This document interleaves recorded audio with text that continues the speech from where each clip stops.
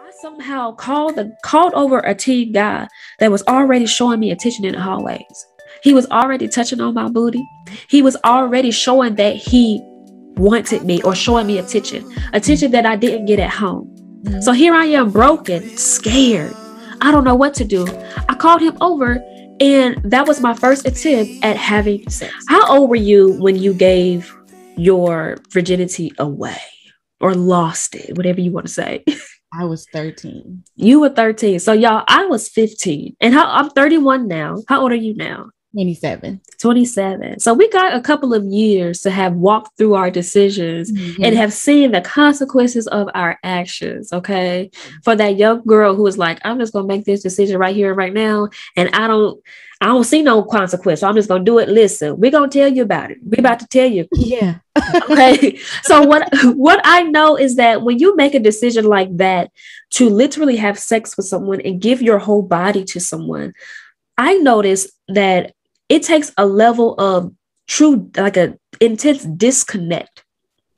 Because naturally, our bodies, like as little girls, we don't walk out the bathroom and say, "Hey, look at my breast, everybody." Like we want to cover ourselves up. Yes. You know what I'm saying? Like we want to. My niece right now, she doesn't like nobody seeing her undress, and she's 13. The same way.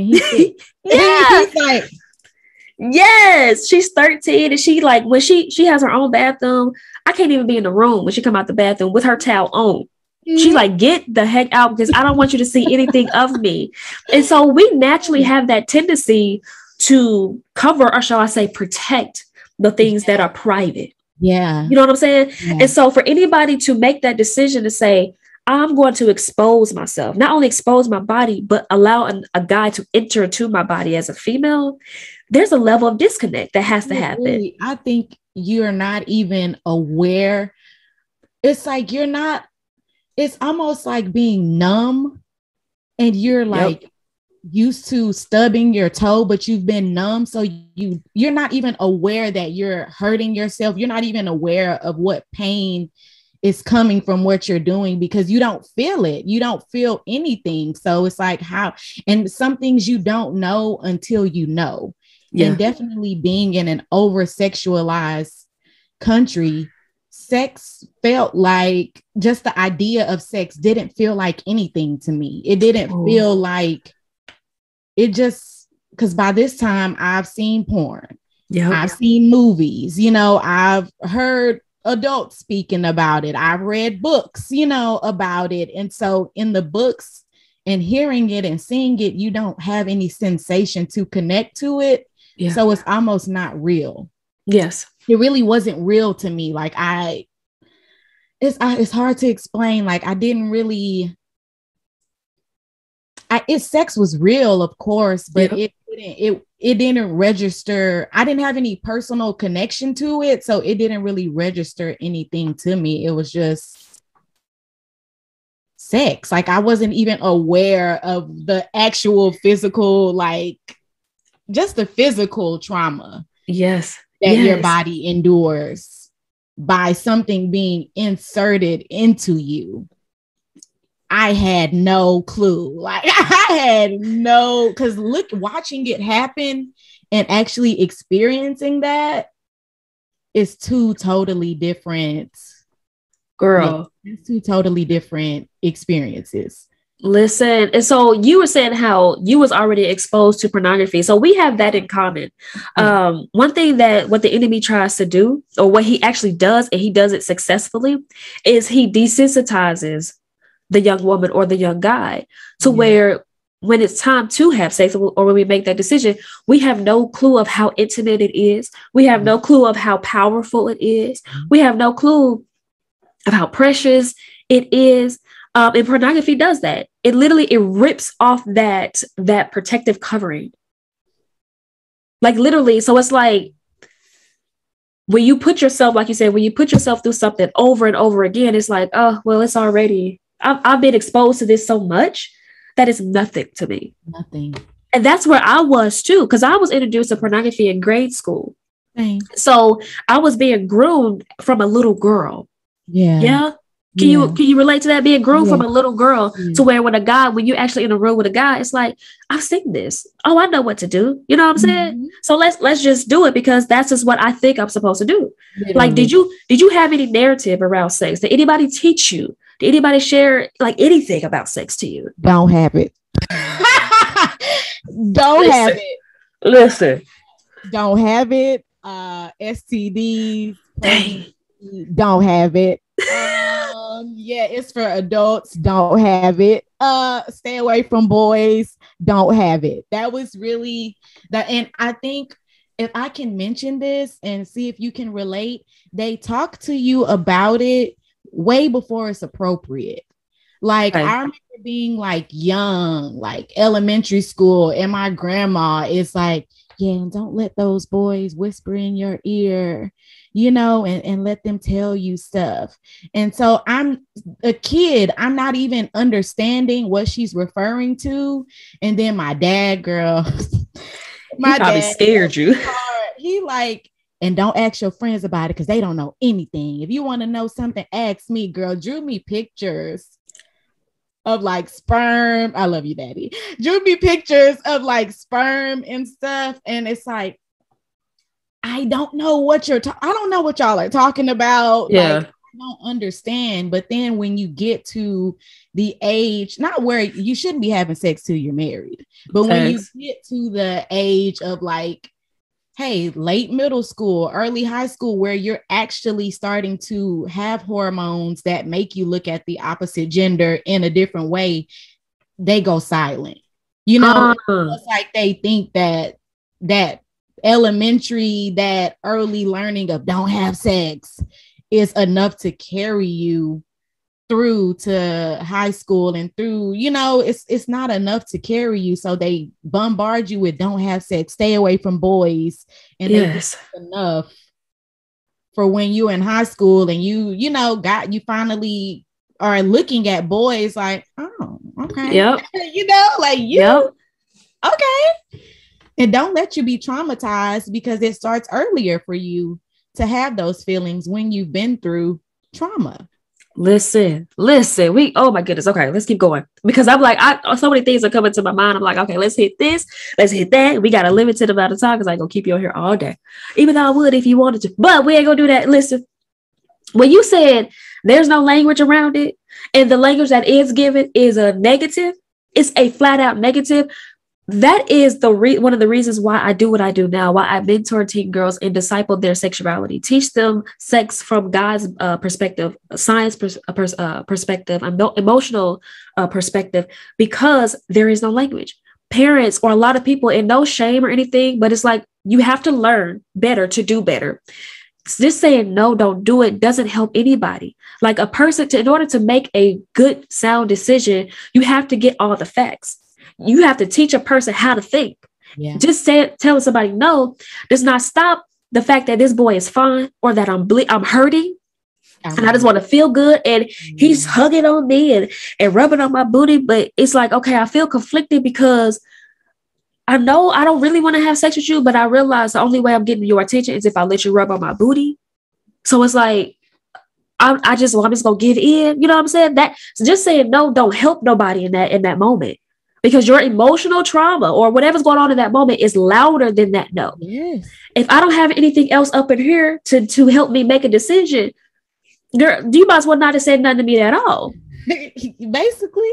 Because there's no knowledge, girl. When you say that there's no more language after saying no, that's so true. I always say the sex talk is not a one-time thing. It is a lifetime conversation. When you married with your husband, you're gonna be needing somebody to talk to about sex. Like, because it's like, oh, how do I do this now? Okay, my husband's doing this, and well, I don't want to have sex now. What's up with that? Why do I feel turned off by sex? Because there's a lot of married people who are not having sex, and there's a lot of single people who are.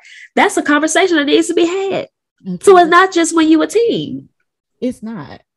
And girl, realizing that there's a disconnect between teenagers and adults or children and adults, where by the time you get to the point to where you can make that choice with your body, you don't trust adults. Well, I know I didn't trust adults. I didn't have an adult that I could go to and really know that, hey, this person is in my corner. Like, I trust and value what they're saying. They see me as who I am, and I'm willing to open up to them. Because if you notice, with most, when you were a teenager or even middle school, you had a lot going up in here, but I'm fine. School was good.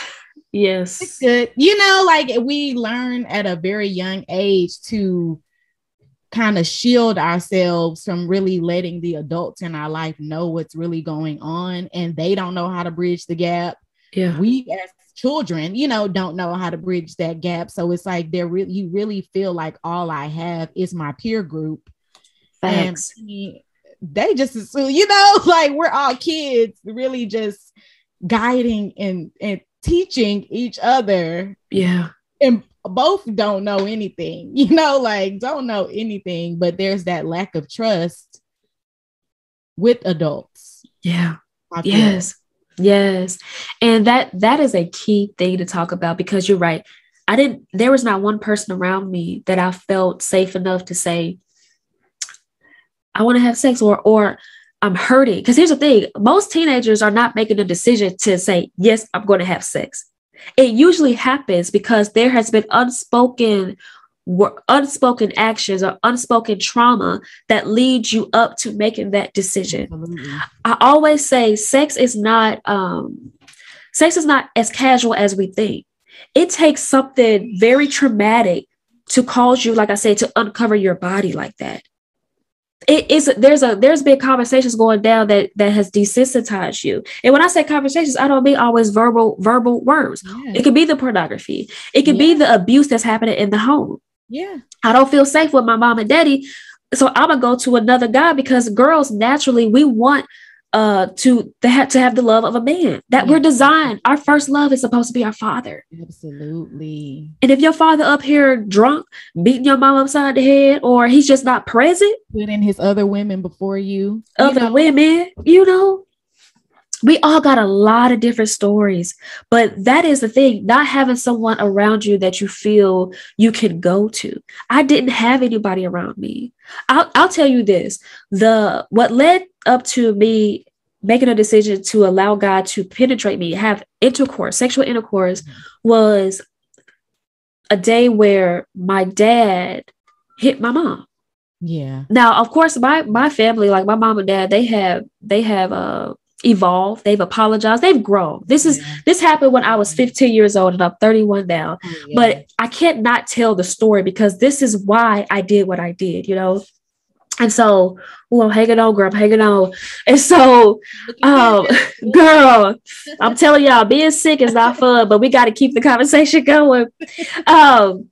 It was a day my daddy hit my mom in the head with a rubber mallet, and she fell out. Of course, they was arguing before that. And so I saw my mom being pushed down like a feather. She wasn't no light woman. Okay. I heard the arguing. Now, this is stuff that was continuously going on. I just never experienced it how I experienced it that day. My older siblings they saw worse. You know what I'm saying? A lot of stuff happened when I was a little kid. And so we was always in and out of the house and stuff. And, you know, we lived with my dad at one point, then we moved out, and then we moved back in. And so this happened. And, you know, she laid out on the floor. I'm thinking she dead. Like, my other sisters yelling, calling the ambulance, calling 911. I'm like, my mama dead. My daddy run upstairs, and, you know, they've been so desensitized to their own trauma that when I'm crying and yelling, he looks at me and says, oh, shut up. She fine. Oh, you know what I'm saying? Like, it's okay. He may have said something like, she all right, she faking or whatever. And I'm like, are you kidding me?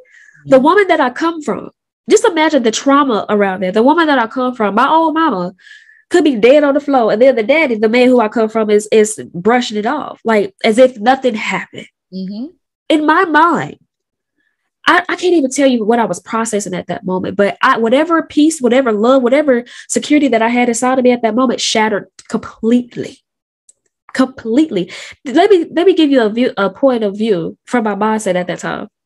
Before that even happened, I made it up in my mind. I don't think a lot of people know this, or my daddy, if he was ever watched this, but there was a metal bat in our hallway closet. And I told myself, if something was to ever go down, I'm going to take that metal bat and I'm going to go ham on the person who go hit my mama. And you know who that person was. I was going to go ham on my daddy.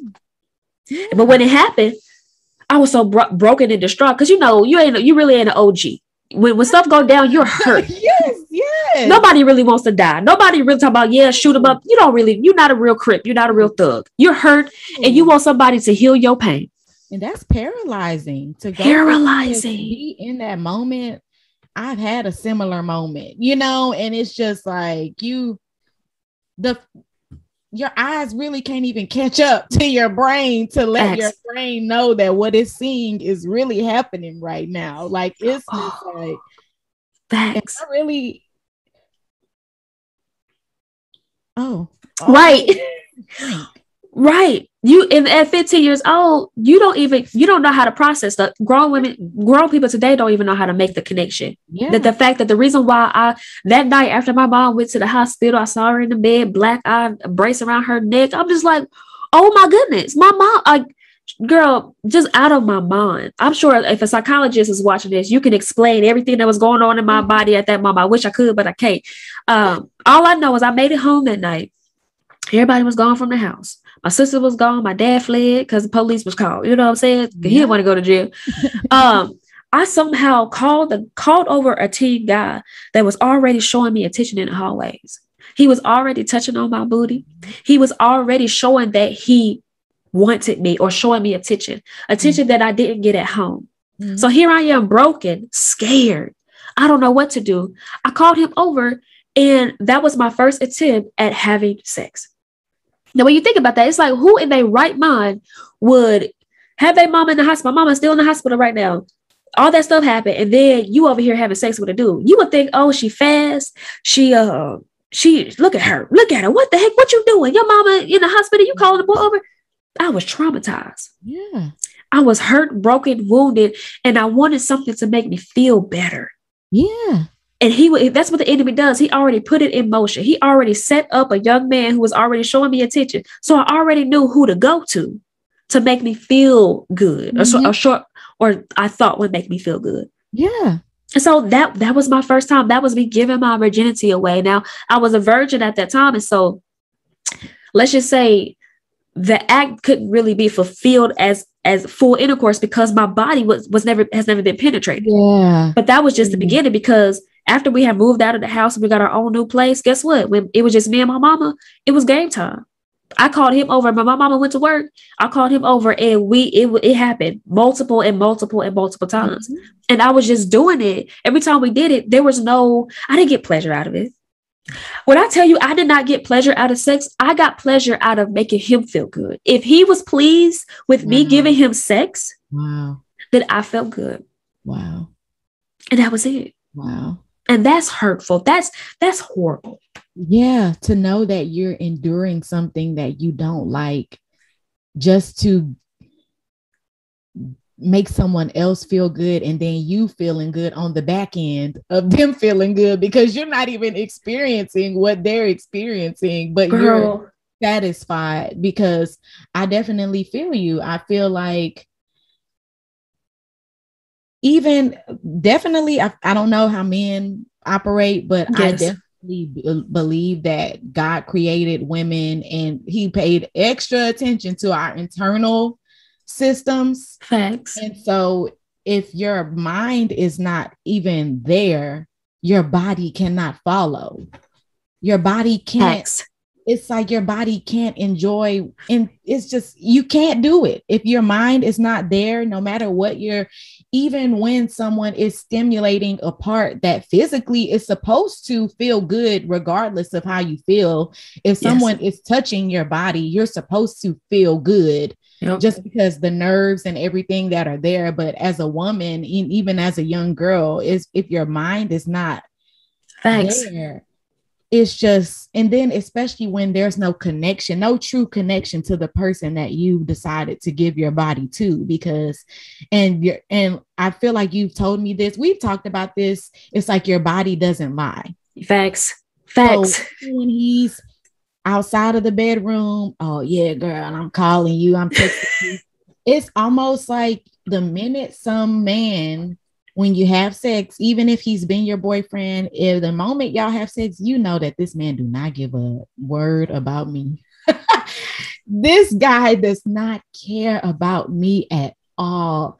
And the Facts. fact that we desire care from a man. Yes. We desire love from a man. We desire that a man could shoot somebody down for me and protect me all he wants to. But if there's not that care given from him, I feel that. I feel that. And to be given, then in the back of my mind, on your mind, I'm giving my body to somebody that don't care about me, that could not care less about who I am, what I have going on. And it's just, how can sex be good? Listen, and that's the thing. Sex was never created to fill traumas and voids. It was never created to be medicine like that. Jesus is like, God is the supposed to fill those voids. You know what I'm saying? But I didn't know that. And when you say a guy can't or he didn't care, I knew at 15 that the dude didn't care about me. I knew. You know it. He came over for one thing. We never went out together. I was his. Here's the thing. This relationship with me and this guy lasted for 5 years, and I was his secret. I was his side chick. I was his secret. And he was my secret too. But that just goes to show you, like, when you make a decision based off of trauma, based off of lack of knowledge, like we did, nothing good's gonna come out of that. And if I wasn't having sex with him, guess what? He wasn't coming over. I've heard dudes say this. I remember a girl was in a relationship with a dude, and they was in a relationship for about a year or so. And that's a whole different conversation about dating and godly dating. Okay, listen. There was a relationship, didn't have sex. The moment they had sex, he said, if we ain't having sex, there's no point in me coming over. He enjoyed communicating with her before sex, but after, it's like another level of him has been awakened. And your body speaks louder than your mind. That's an issue. Because when it comes to illegal sex, boyfriends and girlfriends, the mind can't speak louder than the body, because it's sex that God didn't create, God didn't design. So there's no intimacy. You can't connect on a spiritual level. You can't connect on a mental level. It's always going to ride on the little head, or on the hormones, on the how you make me feel in the bedroom. It's literally going to be it, especially for a man. Facts. And so I learned